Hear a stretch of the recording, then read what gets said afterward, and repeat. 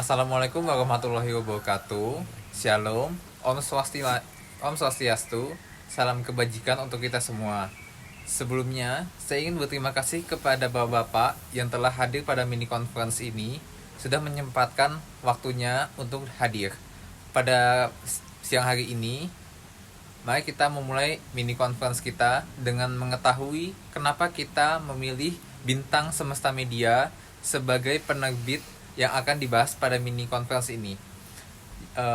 Alasan kenapa kita akan membahas Bintang Semesta Media pada mini conference ini adalah dikarenakan keunggulan yang dimiliki oleh Bintang Semesta Media adalah yang pertama, Bintang Semesta Media itu sudah berkolaborasi dengan berbagai universitas seperti Universitas Indonesia, Universitas Erlangga, dan lain-lain.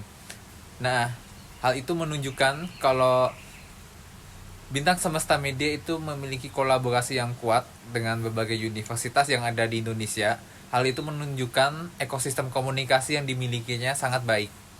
Apalagi di dalam Bintang Semesta Media memiliki runtutan jabatan di mana di setiap jabatan memiliki kewajibannya masing-masing.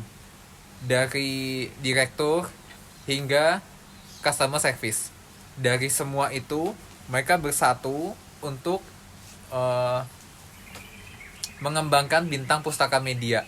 Mereka memiliki ekosistem komunikasi yang kuat, di mana Bintang Semesta Media punya komunikasi dengan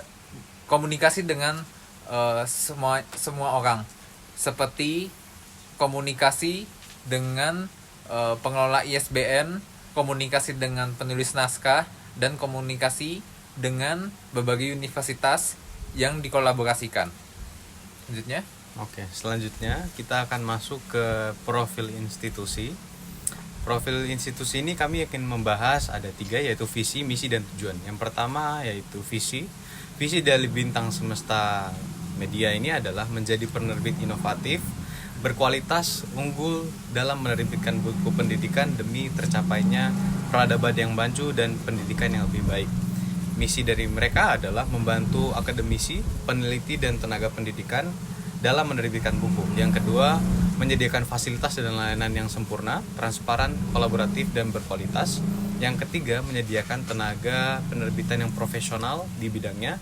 Dan yang terakhir, keempat, menjaga kualitas buku yang diterbitkan agar selalu relevan dengan perkembangan zaman. Yaitu ada tujuan, selanjutnya ada tujuan.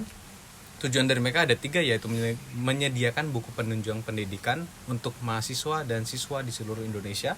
Yang kedua, membantu akademisi, peneliti, dan tenaga pendidikan yang ingin menerbitkan buku.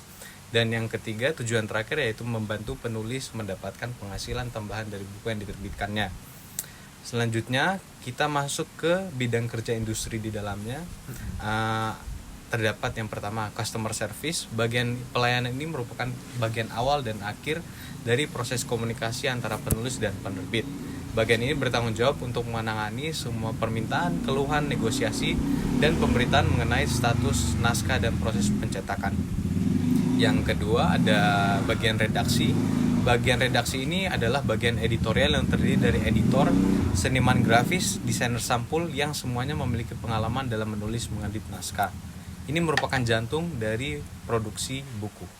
Yang ketiga yaitu marketing dan pemasaran, bertugas untuk melaksanakan strategi promosi dengan pendekatan berbasis data dan segmentasi audiens. Yang keempat ada keuangan, ini bertugas mengelola dana mulai dari uang muka, pelunasan pembayaran, gaji karyawan hingga seluruh biaya operasional perusahaan. Yang kelima ada percetakan, bagian ini menangani seluruh proses operasional percetakan baik menggunakan mesin cetak, print on demand atau mesin cetak offset. Yang keenam ada bagian direksi utama dan direksi pelaksana.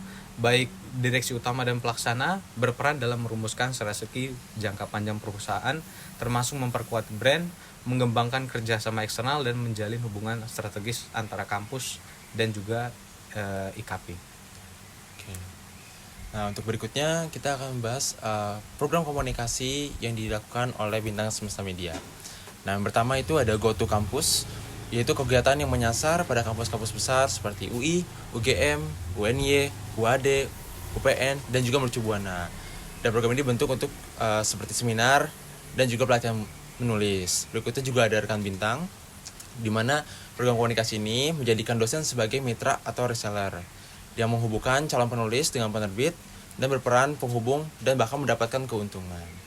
Dan juga berikutnya yaitu bintang semesta media ini juga memiliki strategi komunikasi didukung oleh promosi digital melalui Google Ads, Meta Ads, dan TikTok. Nah, buku-buku terbitannya juga dipasarkan melalui marketplace besar dan promosi offline melalui WhatsApp, kantor, atau event khusus. Dan mereka juga merencanakan untuk membuka toko buku sendiri. Oke.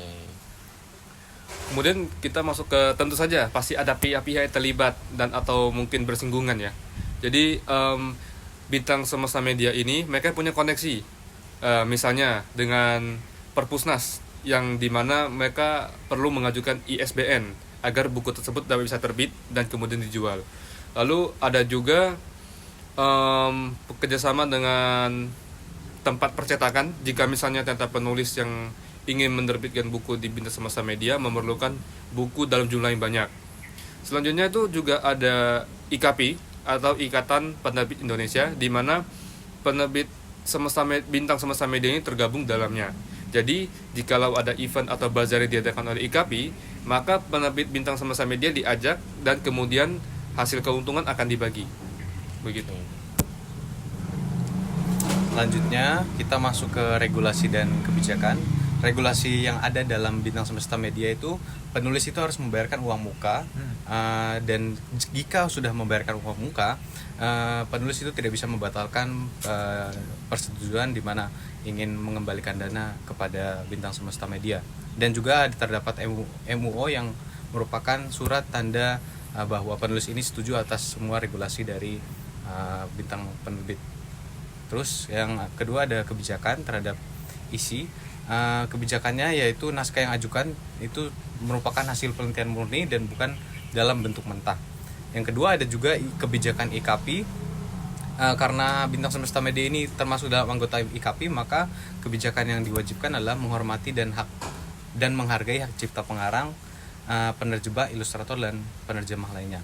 Yang ketiga ada kebijakan dalam penerbit semesta ini, yaitu jam kerja karyawan yang diatur mulai dari 6.30 pagi sampai 4.30 sore. Oke, berikutnya yaitu mapping ekosistem komunikasi pada industri komunikasi tersebut. Mungkin kita langsung lanjut ke peluang dan tantangan saja ya. Oke. Untuk peluang dan tantangan, pertama yaitu bintang semesta media memiliki potensi besar dalam tingginya kebutuhan dosen untuk menerbitkan buku sebagai syarat kenaikan jabatan sesuai dengan fokusnya pada pendidikan. Nah, tantangannya sendiri yaitu salah satunya pembajakan buku yang merugikan penulis dan juga penerbit kayak gitu. Oke, berikutnya kesimpulan. Oke, untuk kesimpulan, mungkin dari semua hasil diskusi kita, strategi komunikasi yang ada di dalam penerbit bintang semesta media itu sangat kompleks ya, dari jabatan direktur sampai ke CS, di mana CS itu memiliki komunikasinya dengan naskah dan para dosen dan universitas yang dikolaborasikan. Dan dari CS itu dia memiliki tingkatan yang lebih tinggi lagi, yaitu mungkin redaksi dan juga desain cover. Abis itu ada juga yang mengurus Instagram juga, Instagram milik bintang semesta media. Nah, dari semua itu kita semua belajar bahwa dalam sebuah penerbit itu adanya ekosistem komunikasinya supaya penerbit tersebut bisa terus maju dan sustainable. Betul. Ya.